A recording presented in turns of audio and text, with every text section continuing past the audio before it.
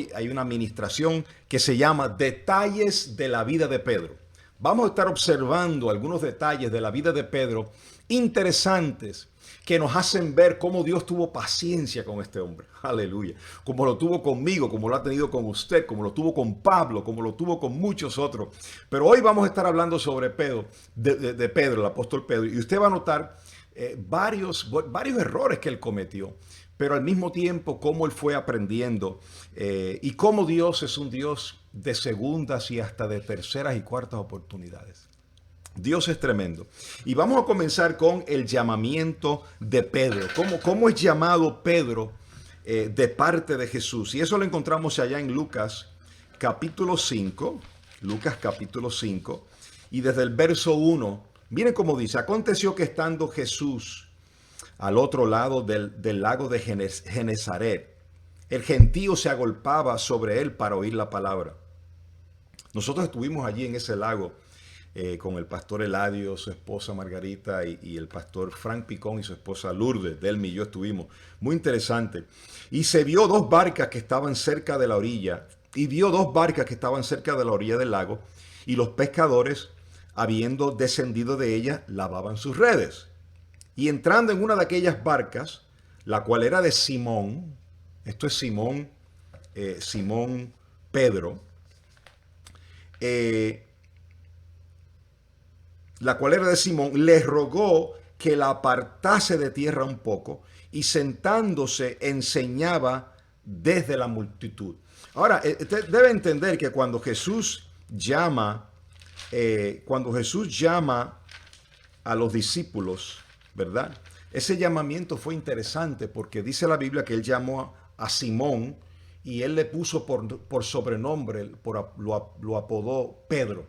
Y después llamó a los hermanos Juan y Zebedeo y Jesús le puso un nombre, los apellidó los hijos del trueno, los Boanerges en ese lenguaje hebreo. Boanerges, que significa hijos del trueno. Estos muchachos tenían un genio tremendo.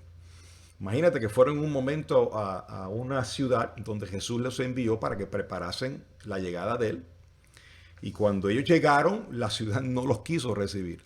Y entonces ellos regresaron a Jesús y le contaron que la ciudad no los quiso recibir. Y entonces le dijeron: Señor, ¿quiere que mandemos que descienda fuego del cielo y los destruya todo? No sabiendo lo que decían. Sin embargo, estos son hombres que Dios escogió con caracteres y personalidades distintas y a veces hasta con un genio fuerte. Pero Dios ve más allá de lo que el hombre puede ver. Y ese es lo que el Señor me ministraba esta semana pasada acerca de este tema. Cómo Dios puede ver en ti y en nosotros lo que el hombre no puede ver. El hombre ve el carácter, el hombre ve las deficiencias, el hombre ve las flaquezas, el hombre ve los errores, pero Dios ve el corazón. Dios ve la medida que Él mismo depositó. Dios ve dónde Él mismo te colocó en el vientre de tu madre y te hizo nacer en ese environment, como dice el americano, en ese ambiente donde naciste, de pronto con una familia disfuncional, con un padre abusivo. Dios es el que determina todo. Y si Él te metió allí y hoy día tú tienes una familia, pues Dios sabe el potencial que tú tienes. Y Él te ha llamado. Si Él te ha llamado es porque tú tienes un propósito y tienes una gracia que Él te ha dado, un don.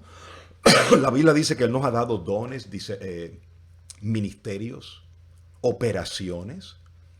Entonces Pedro lo llamó y entrando en la barca de Pedro, la que era de Simón, le rogó que se apartase de tierra un poco y sentándose enseñaba desde la barca a la multitud. Es como si había mucha gente y él se apartó para tener más proyección a la gente porque se estaban agolpando sobre él. Y cuando terminó de hablar, dijo a Simón: boga mar adentro y echa vuestras redes para pescar. Respondiendo Simón le dijo: Maestro, toda la noche hemos estado trabajando y nada hemos pescado, mas en tu palabra echaré la red. Y habiéndolo hecho, encerraron gran cantidad de peces y la red se rompía. Oigan esto. Después de haber estado tratando toda la noche, no pescaron nada. Ahora, en la palabra de Jesús, en tu palabra, dice: yo echaré la red. Y dice que era tanto que se rompía la red. Entonces hicieron señas a los compañeros que estaban en la otra barca para que viniesen a ayudarles, y vinieron y llenaron ambas barcas de tal manera que se hundía, la barca se hundía. Viendo esto, Simón, oye la reacción de Simón, de Pedro, cayó de rodillas ante Jesús, diciendo, apártate de mí, Señor, porque soy hombre pecador. Fíjate, en el corazón de Pedro, Pedro era un hombre sincero, un hombre humilde, porque él reconoció el poder milagroso de Jesús. Y acuérdate que el capítulo anterior, los capítulos antes de aquí de Lucas, Jesús había entrado en la casa de Pedro y le había sanado a su suegra. Quiere decir que ya Pedro venía viendo las maravillas, y cuando ve ese milagro dice que cayó postrado y le dijo, Señor, apártate de mí porque soy hombre pecador. Porque por la pesca que habían hecho, el temor se había apoderado de él, ese temor reverente, y de todo lo que estaban con él. Y asimismo Juan y Jacobo, los hijos de Zebedeo, estos son los hijos del trueno, los que Jesús apellidó Boanerges, que eran compañeros de Simón Pedro. Pero Jesús le dijo a Simón, mira lo que Jesús le dijo a Pedro, no temas, desde ahora será pescador de hombres. Qué lindo. Dios llamó a un pescador de peces, lo llamó para ser pescador de hombres. Pedro era un líder, tenía un negocio de pesca, tenía empleados, tenía barcas. Era un hombre que hacía su vivienda, sostenía a su familia. Si tenía suegra es porque tenía mujer e hijos, ¿verdad? Y se sostenía a través de esta empresa de la pesca, que en ese lugar era muy prolífero. Entonces Jesús lo llama a ser pescador de hombres. Ahí comienza ese llamado en la vida de Pedro. Cuando una persona es llamada por Dios, hay un proceso, hay un tratamiento, como Dios está tratando contigo. No esperes que una persona que conozca al Señor ya en cuestión de 2, 3, 4, 5 años esté listo, ya capacitado totalmente. No, hay un proceso, hermano. Dios tiene paciencia con nosotros. ¿Usted sabe cuánto tuvo que esperar por Moisés? Moisés ya después que fue grande, 40 años, él tuvo que huir de Egipto, huyó porque había matado a un egipcio y uno de los judíos se dio cuenta y él tuvo que correr como fugitivo. Y estuvo otros 40 años más en el desierto aprendiendo antes de ser el caudillo del pueblo de Israel. Antes de sacar a Israel de Egipto, tuvo que ser capacitado. Así es Dios con nosotros, así es Dios contigo. Dios ha tenido paciencia contigo. Mire, Dios ha tenido paciencia conmigo. Los que conocen mi testimonio, cómo Dios me sacó a mí de la idolatría. Mira, era para no seguir ministrando. Pero Dios tuvo misericordia de mí poniéndome en el ministerio. Dios tuvo misericordia de mí, hermano. Yo lo entiendo hoy. Por eso yo doy gracias al Señor. Y lo tuvo en la vida de Pedro. Lo tuvo en la vida de Moisés, en la vida de Samuel, en la vida de David. Tuvo misericordia porque hay un proceso. Al que Dios llama no es el mismo hombre que Dios envía. Eso siempre nos lo dice el pastor Eladio Ramos. El que Dios llama no es el mismo hombre que Dios envía. ¿Por qué? Porque el que Dios llama está crudo, está tosco, está rudo. Pero el que Dios envía ya después está refinado. Y aún ese que envía, tenemos que mantenernos firmes, velando nuestro proceder, nuestra manera de hablar, nuestra manera de conducirnos. Porque hay que estar mirándolo a Él y corriendo la carrera con paciencia para terminar la carrera. Porque hay muchos que son eliminados de la carrera. Entonces, al que Dios llama no es el mismo al que Dios envía. Entonces hay un proceso, hay un trato de Dios con cada uno de nosotros. Vamos a ver el trato de Dios con Pedro, que es el tema de hoy. Vamos a Lucas capítulo 9. Miren qué interesante. Lucas capítulo 9 y el verso 28. Todos ustedes recuerdan el famoso monte de la transfiguración. Comparta la señal si no ha compartido la señal. Un saludo a mi hermana Amparo, hace tiempo que no te veíamos. Amparo, feliz año, un saludo para ti y para Alex, un abrazo para ustedes. Anaili, bendecida, felicitaciones por tu nuevo bebé, ya grandecito, ya está creciendo. Ronnie Villamán Brito, también saludos para usted que está conectado. En este monte de la transfiguración,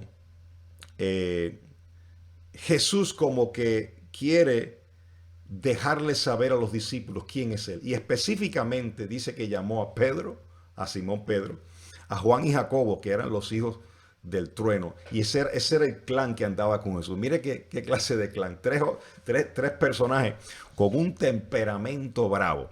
Y entonces esos son los tres que siempre, los otros 9 pues andaban con Jesús, pero cuando Jesús tenía algo específico, él se llevaba a esos 3. Parece que necesitaba darle mucho tiempo. Tenía que invertir más tiempo en estos 3 que en los otros. Y mira lo que dice en el verso 28 de Lucas 9. Aconteció que 8 días después de estas palabras, tomó a Pedro, Juan y Jacobo, que es Santiago, y subió al monte a orar. Y entre tanto que oraba, la apariencia de su rostro se hizo otra, y su vestido blanco y resplandeciente. Y he aquí 2 varones que hablaban con él, los cuales eran Moisés y Elías. Aparecieron Moisés y Elías de manera sobrenatural. El aspecto de Jesús cambió, su rostro cambió. Hubo una manifestación del poder de Dios. Maravilloso eso. Y apareció allí Elías y Moisés. Moisés representando la ley y Elías representando los profetas. Y quienes aparecieron rodeados de gloria, oye lo que ellos hablaban, y hablaban de su partida, de la partida de Jesús, que iba Jesús a cumplir en Jerusalén. Esto es profético porque aún en la ley también hablaba de Cristo. La ley era un ayo que te lleva a Cristo, no te puede perfeccionar. Pero Moisés mismo en la ley decía, se levantará un profeta en medio nuestro. A él hoy, hablando de Jesús. Y los profetas hablaron también de esta muerte y resurrección de Jesucristo, de la partida de Jesús de Jerusalén. Y Pedro, verso 32, y los que estaban con él estaban rendidos de sueño, mas permaneciendo despiertos, vieron la gloria de Jesús y a los 2 varones que estaban con él. Oiga esto ahora. Y sucedió que apartándose ellos de él, Pedro dijo a Jesús, mira el comentario que le dice Pedro a Jesús.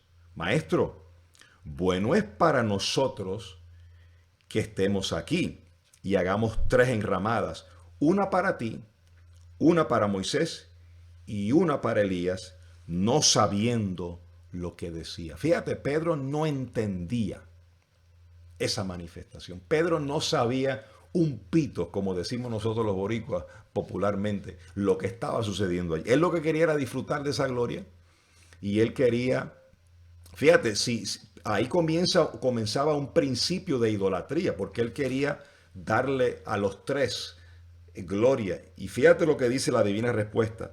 Verso 34, más él decía esto, mientras él decía esto, vino una nube que los cubrió y tuvieron temor al entrar en la nube, y vino una voz de la nube que decía, este es mi hijo amado, a él oí. En otras palabras, no es Moisés, no son los profetas, es el grande aquí, el cheche de la película, es mi hijo, es Jesucristo. A él oí. Entonces, Pedro no entendió. Y inclusive cuando Jesús termina esa manifestación, les dice a ellos rigurosamente que no dijeran nada de lo que habían visto. Otra experiencia de Pedro en su crecimiento.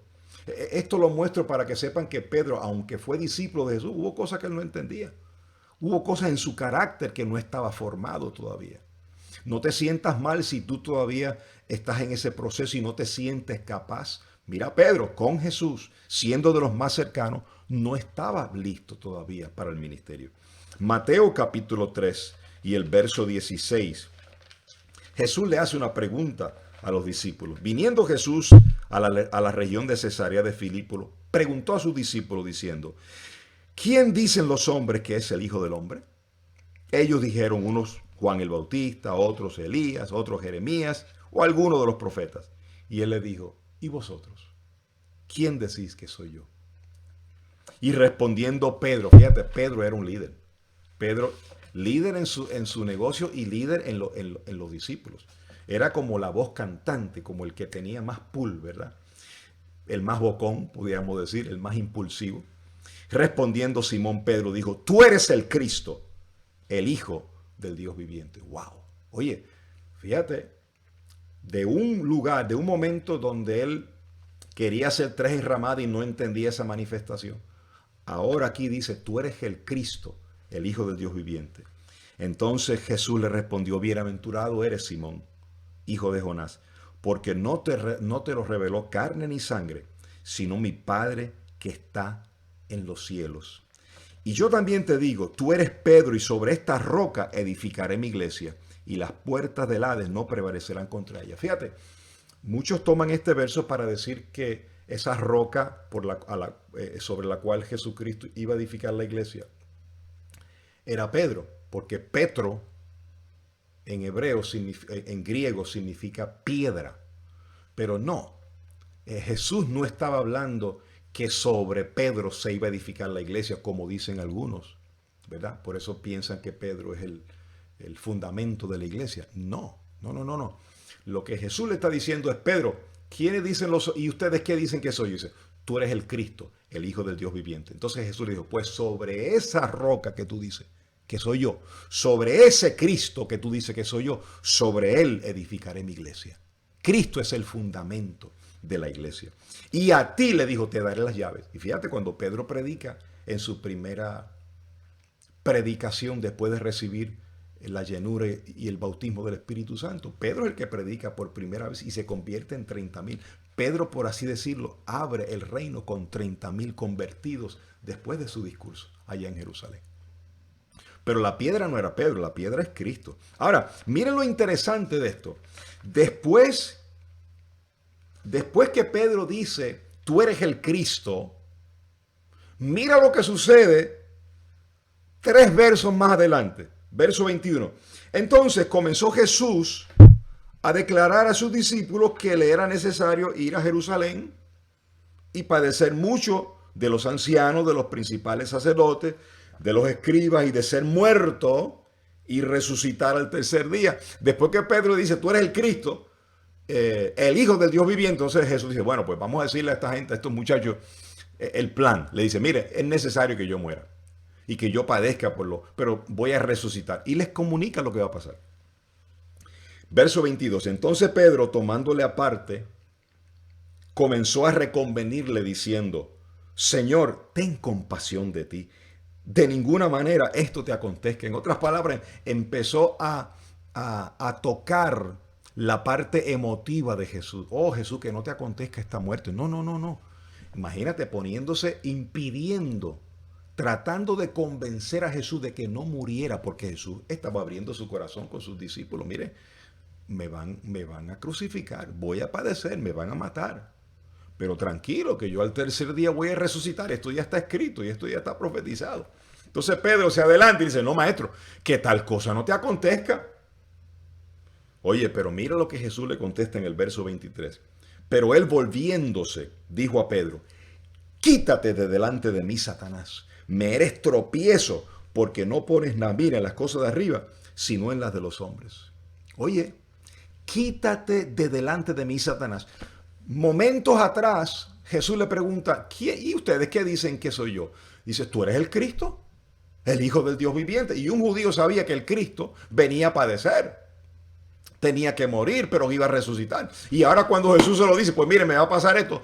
Pedro trata de reconvenirlo para que se arrepienta de eso. Y entonces Jesús se voltea y le dice, apártate de mí, Satanás. Le digo a Pedro, ¿qué me muestra esto?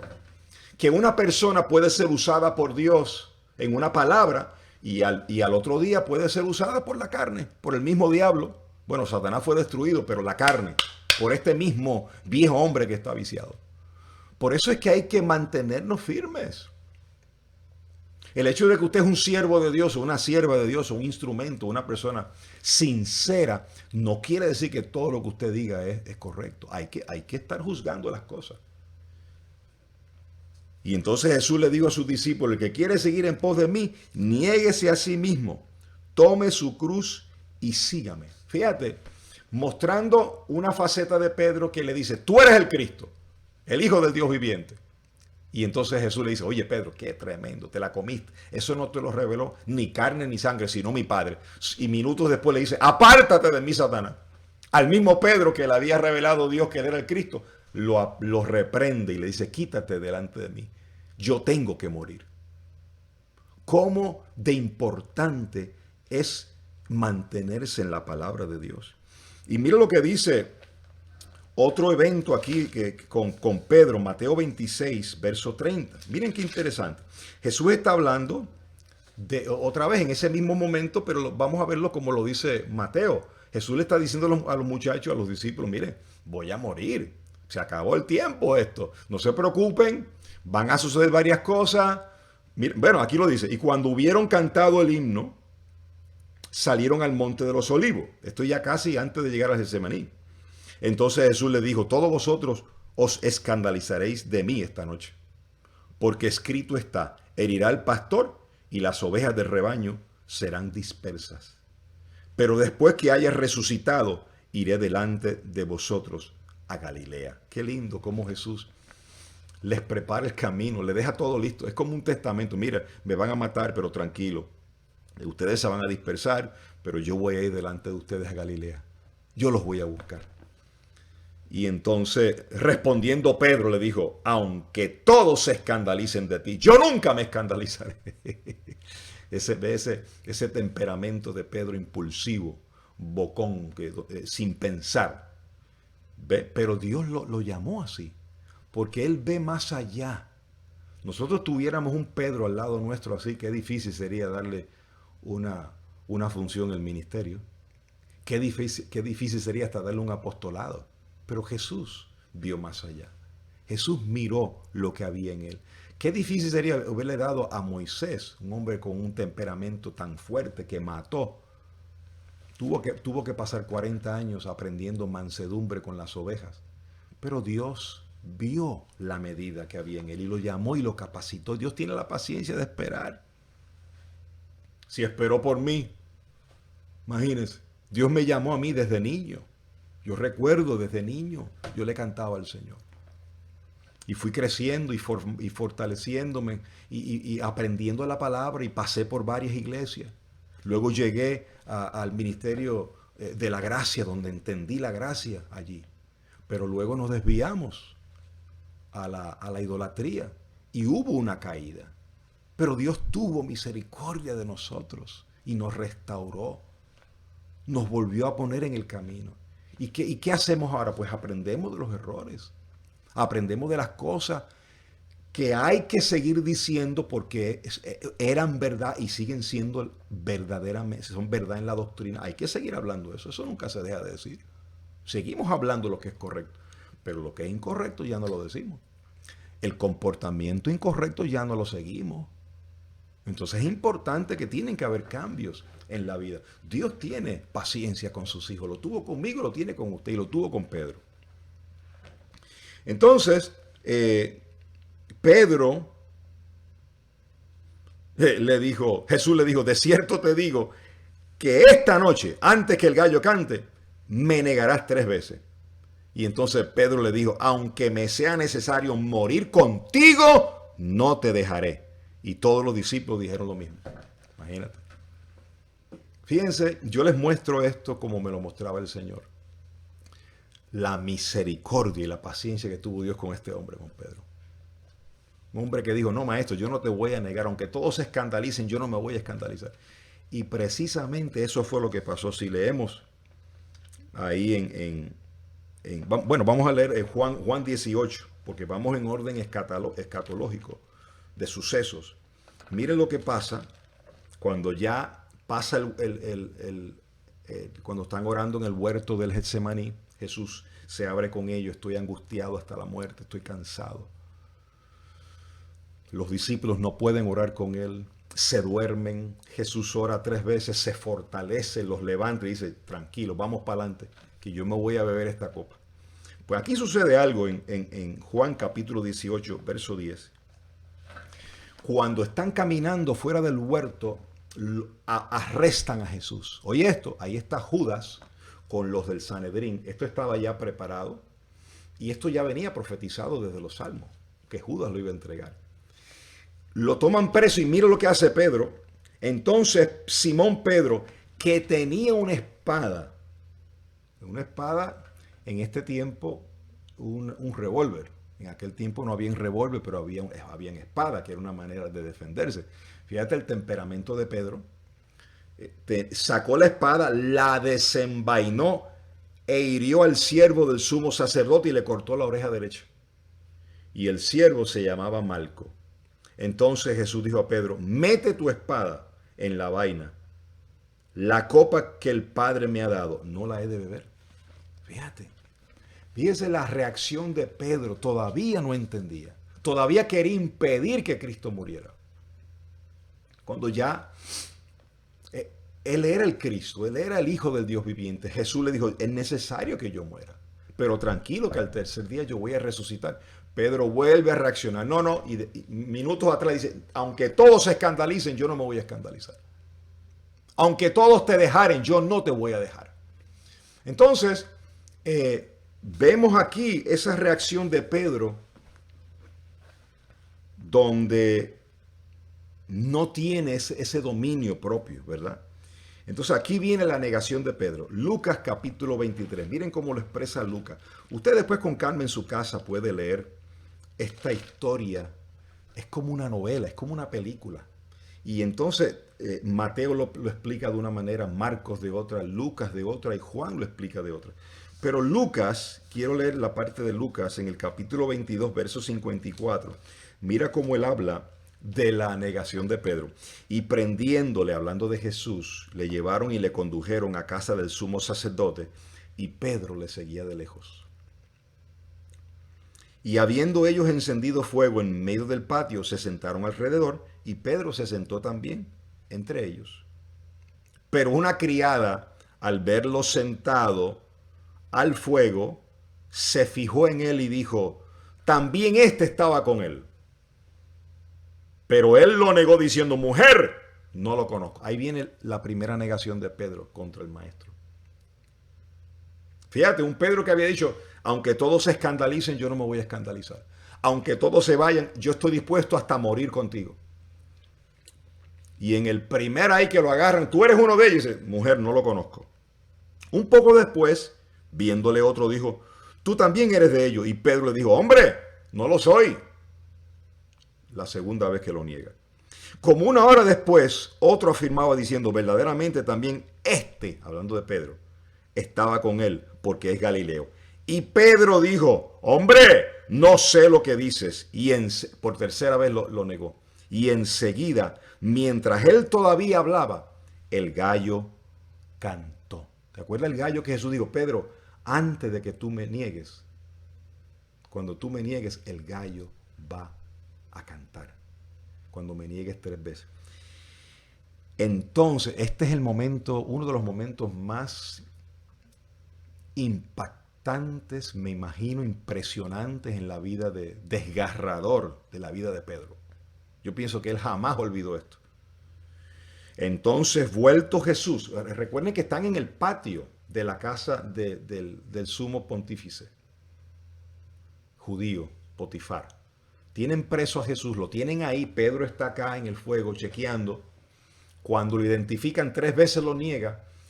Y cuando canta el gallo, inmediatamente Jesús se voltea y miró a Pedro. Y Pedro se acordó de las palabras del Señor que le había dicho, antes que el gallo cante, me negarás 3 veces. Y Pedro, saliendo fuera, lloró amargamente. Hermano, vemos a un Pedro miedoso, temeroso. Vemos a un Pedro débil de carácter. Pero vemos a un Pedro sincero y honesto en ese arrepentimiento. Porque Judas también lloró, pero Judas no lloró de arrepentimiento. Una persona puede llorar de remordimiento, ¿verdad? Y de otras cosas, pero no necesariamente de un arrepentimiento genuino. Pedro sí. Y me imagino que esa mirada de Jesús, wow, tiene que haber marcado a Pedro de una manera tremenda. Bueno, muere Jesús. Al tercer día resucita, lo ven las mujeres, le dicen a Pedro, Pedro viene al sepulcro con Juan y entonces ve que el sepulcro está vacío. Los ángeles le dicen, Él ha resucitado, pero ellos regresan. Triste, Jesús se le aparece en medio de ellos en la casa, parten el pan, reconocen que es Él, pero hay una tristeza todavía en el corazón de ellos. A tal punto que allá en Juan, que quiero leerle Juan 21, sucede algo interesante. Ellos abandonan el ministerio. Todos los discípulos abandonaron el ministerio. Es más, volvieron a sus andanzas, volvieron a su negocio de la pesca. Eso dice el verso capítulo 21.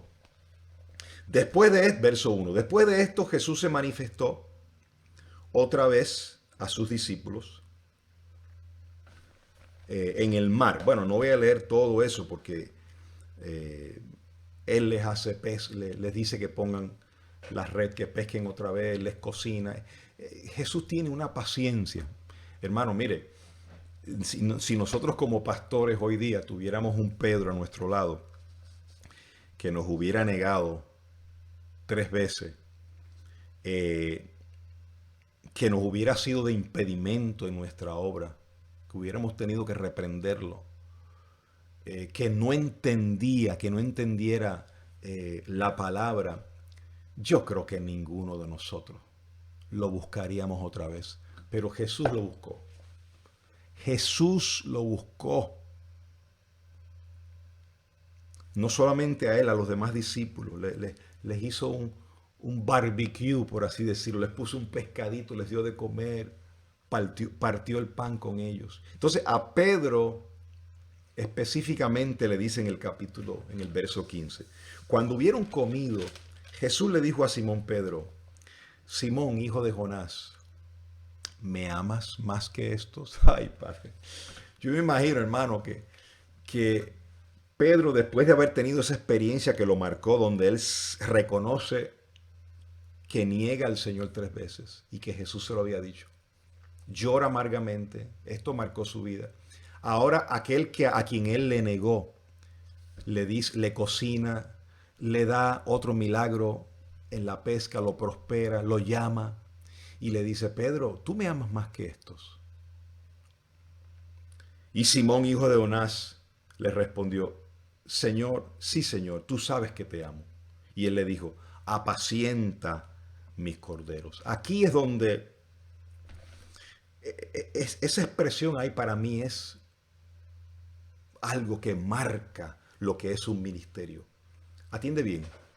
Cuando alguien es llamado por Dios, el que es niño está pendiente a lo de sus cosas. Por eso Pedro en un momento, cuando Jesús, ahí mismo, en ese mismo capítulo, o en otro capítulo, cuando Jesús habló de un joven rico, en ese mismo libro, perdón, de Juan, el joven rico, Jesús le dice, oye, este muchacho no quiso vender todas las cosas para seguirme. Él le contó, ellos estaban allí.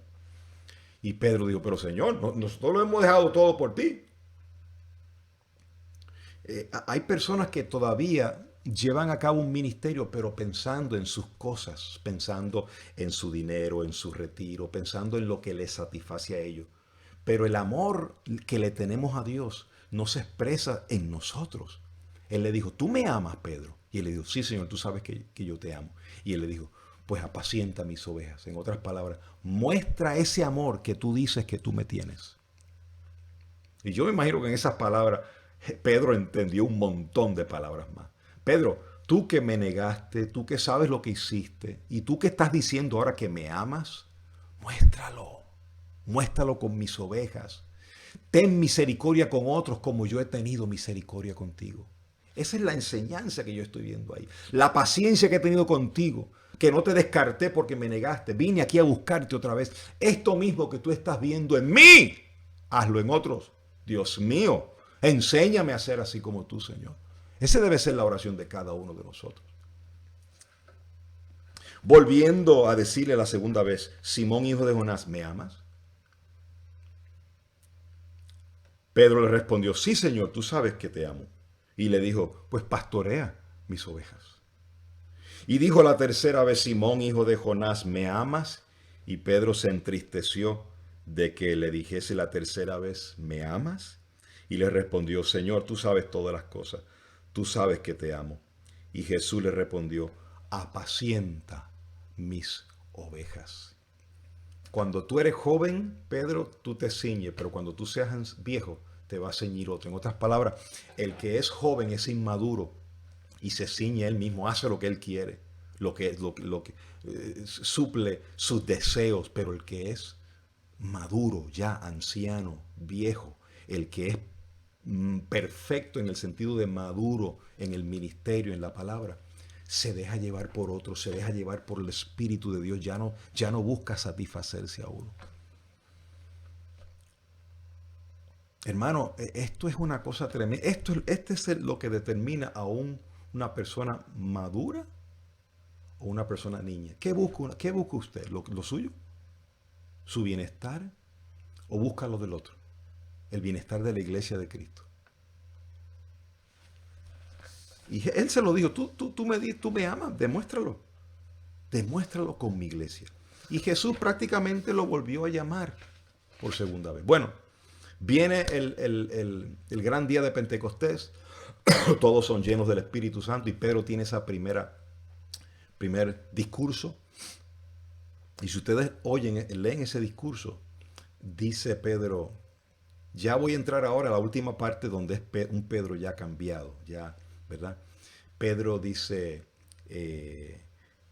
al que ustedes mataron, refiriéndose a Jesús, en el determinado consejo de Dios, en el predeterminado consejo de Dios. Pedro ya va entendiendo que la muerte de Jesús era algo inevitable. Él la trató de evitar porque él no sabía, pero cuando él comprendió que esto estaba ya predeterminado desde antes. Imagínense que aún allá en Primera de Pedro, capítulo 1 y en el verso 10, mira cómo dice Pedro, capítulo 1, verso 18, sabiendo que fuisteis rescatados de vuestra vana manera de vivir, la cual recibiste de vuestros padres, no con cosas corruptibles como oro y plata, sino con la sangre preciosa de Cristo, como de un cordero sin mancha y sin contaminación, ya destinado desde antes de la fundación del mundo, pero manifestado en los postreros tiempos por amor de vosotros. Pedro ya entiende que el Cordero Jesucristo estaba ya destinado desde antes de la fundación del mundo para morir. Sin embargo, en el momento que Jesús les habló de su muerte, Pedro quería detenerlo, que esto no te acontezca. Pero ya un Pedro maduro dice, no, esto ya estaba predeterminado desde antes. Entonces, entiende también Pedro, mira cómo dice aquí, primera de Pedro 1:10, los profetas que profetizaron de la gracia destinada a vosotros, inquirieron y diligentemente indagaron acerca de esta salvación, escudriñando qué persona y qué tiempo indicaba el Espíritu de Cristo que estaba en ellos, el cual anunciaba de antemano, oye, los sufrimientos de Cristo y las glorias que vendrían tras ellos. ¿De qué era lo que estaba hablando Moisés y Elías en el monte de la transfiguración con Jesús? De los padecimientos que iba a sufrir Jesús. Pues ya Pedro, entendido ya inmaduro, ya él dice, espérate, estos profetas, desde antes el Espíritu de Cristo ya estaba en ellos y ya venían profetizando de lo que le iba a suceder a Jesús. Y Pedro reconoce que esa es la palabra profética más segura, la que ellos oyeron en el monte. Vamos a verlo allá en 2 de Pedro 1:16. Dice Pedro, porque no os hemos dado a conocer el poder y la venida de nuestro Señor Jesucristo, siguiendo fábulas artificiosas, sino como habiendo visto con nuestros propios ojos su majestad. Pues cuando él recibió de Dios Padre honra y gloria, le fue enviada desde la magnífica gloria una voz que decía, este es mi Hijo amado, en el cual tengo complacencia. Y nosotros oímos esta voz enviada del cielo cuando estábamos en el monte santo. Pedro reconoce esa manifestación. Él estuvo allí y la recalca, la menciona en su epístola, como diciendo, esa es la palabra profética más segura, la que oímos nosotros allí. Hermano, mire, las cosas que a usted le suceden en el pasado van a servir para marcarlo usted al futuro. Las cosas que en su vida personal, como en matrimonial, si usted está entrando en un segundo matrimonio, tercer matrimonio, segundo ministerio, lo que usted ha sufrido en el pasado como joven, como niño, antes de Cristo, en el pasado, eso lo marca a usted para el futuro. Lo ayuda, lo prepara para usted poder enfrentarse a lo que viene por delante. A veces, ¿cuántas veces yo le dije al Señor, ¿por qué me permitiste caer en idolatría? ¿Por qué un ministerio tan lindo de la gracia que comenzó tan bonito, por qué terminó de esta manera?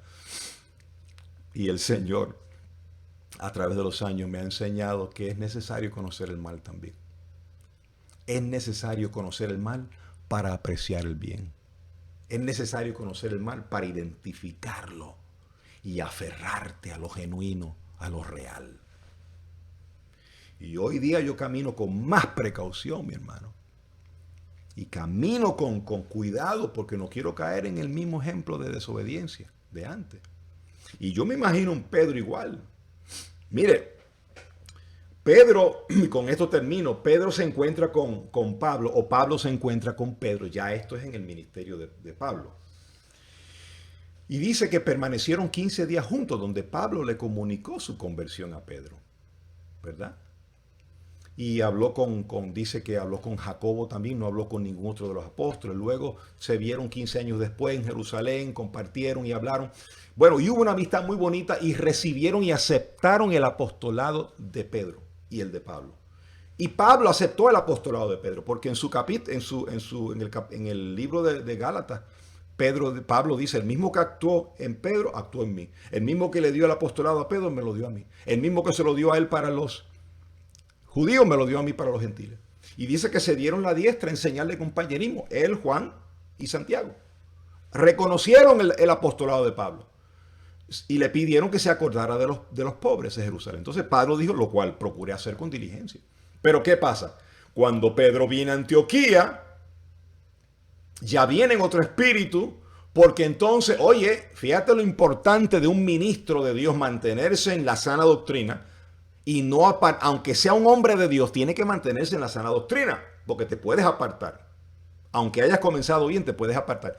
Pedro andaba bien, pero se apartó en este momento porque cuando se encuentra a los que vienen de Jerusalén, que eran legalistas, que trataban de espiar la libertad y reducirlos a esclavitud, Pedro se encuentra con los judíos. Mientras no habían llegado los de Jerusalén, Pedro estaba comiendo con los judíos.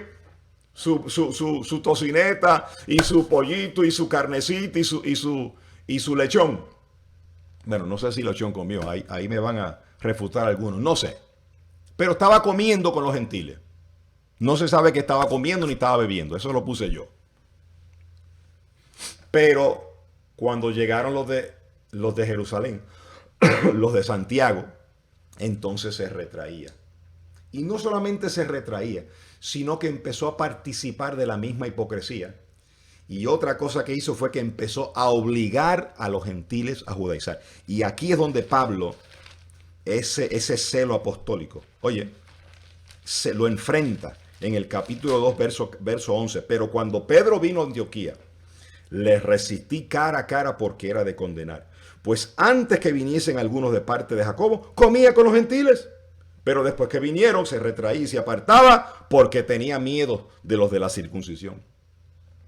Y en su simulación participaban también los otros judíos, de tal manera que aún Bernabé fue arrastrado por la hipocresía de ellos. Pero cuando vi, aquí viene, que no andaban rectamente conforme a la verdad del evangelio, dije a Pedro delante de todos, si tú siendo judío vives como un gentil y no como un judío, ¿por qué obligas a los gentiles a judaizar? Ahí es donde Pablo y nosotros tenemos que entrar. Porque si alguien quiere comer limpio, pues que lo haga. Si alguien quiere guardar el sábado, que lo haga. Si alguien quiere ponerse faldas y no pantalones, que lo haga. Si alguien no quiere maquillarse, pues que lo haga. Pero que no me obligue a mí a hacerlo.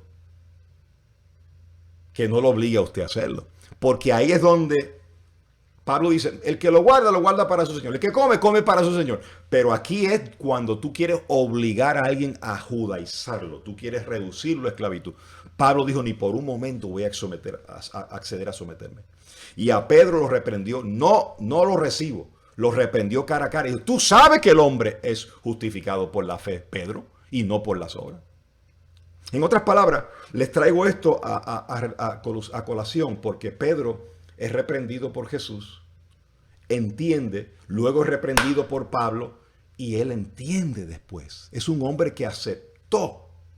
Tú puedes fallar, tú puedes en algún momento de la doctrina, en tu proceder, fallaste en algún punto, no sé en qué área, que hayas caído. Tienes lugar para levantarte. Jesucristo tiene espacio, es un Dios de oportunidades.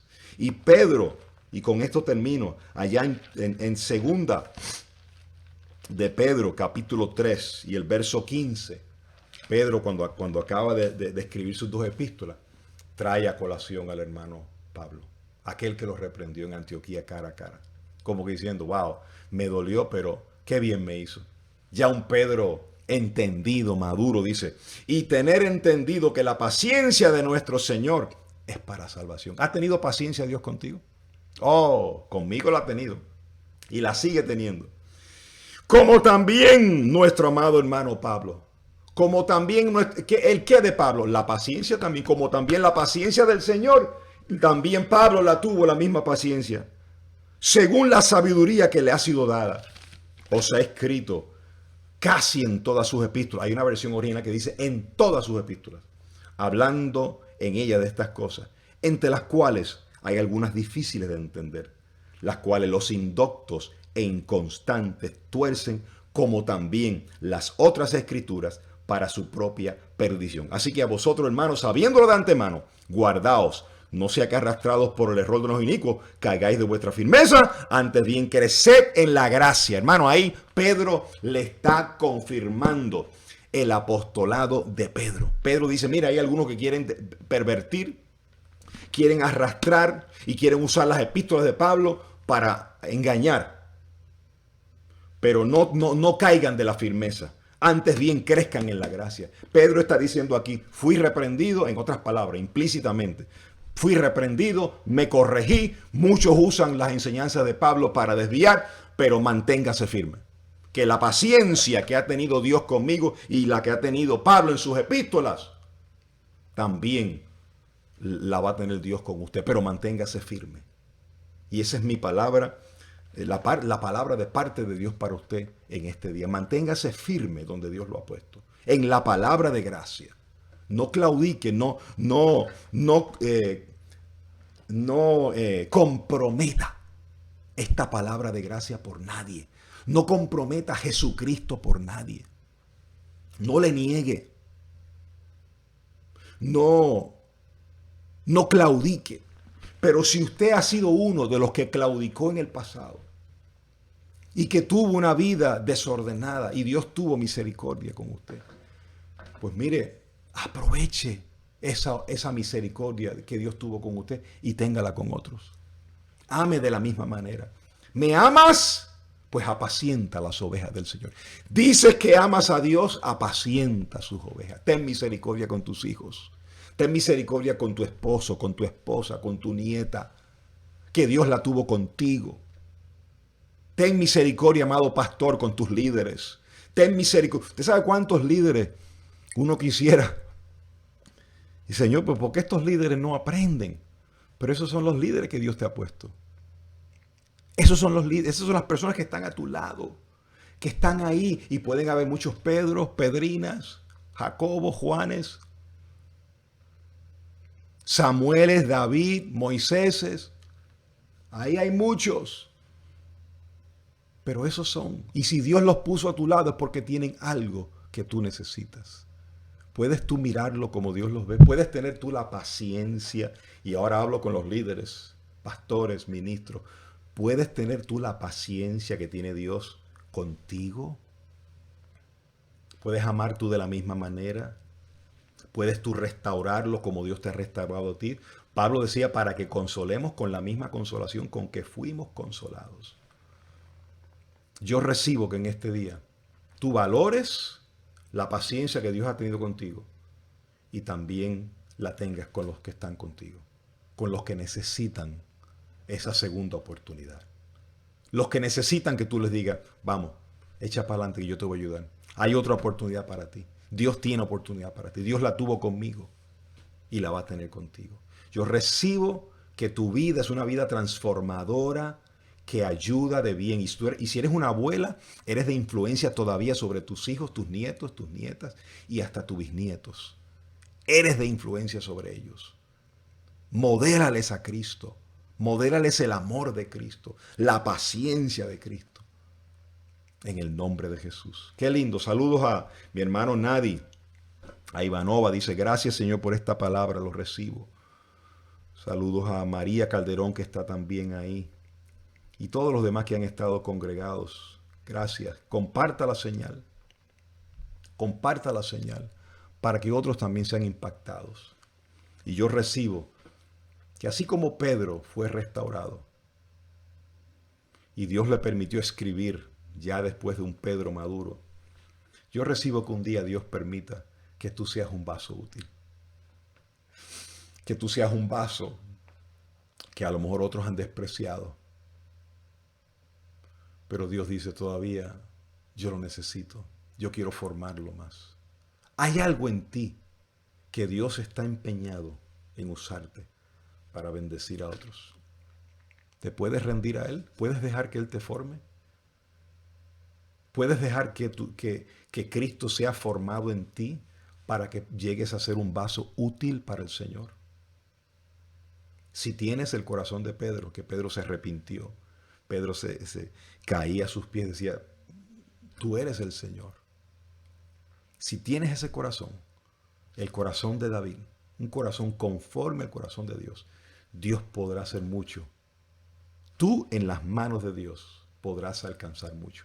Te declaro bendecido, con toda bendición te amo, y una semana prosperada, y nos vemos el domingo, el próximo miércoles, con un interesante estudio que va a ser muy bueno, junto con nuestro pastor Eladio Ramos. Te declaro bendecido con toda bendición. Chao.